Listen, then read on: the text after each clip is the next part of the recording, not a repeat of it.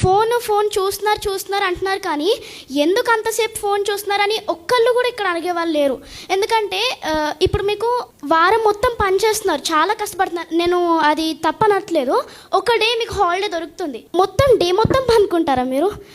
కొంచెమైనా ఒక 1 అవర్, కనీసం ఒక 1 అవర్ చిల్డ్రన్ కోసం టైం స్పెండ్ చేయాలి కదా.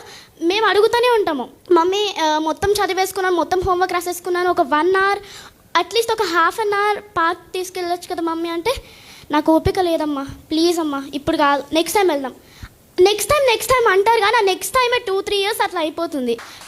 Give a big round of applause to her. Fantastic తల్లి, ఐ అగ్రీ.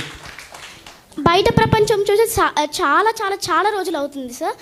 ప్రతిరోజు మేము మా డైలీ రొటీన్ అంటే పొద్దున్న లేచి స్కూల్కి వెళ్ళి వచ్చినాక మళ్ళీ హోంవర్క్ రాసుకొని ఆ ఫోన్, టీవీ, ఇంకంతే, ఇంకేం లేవు మాకు.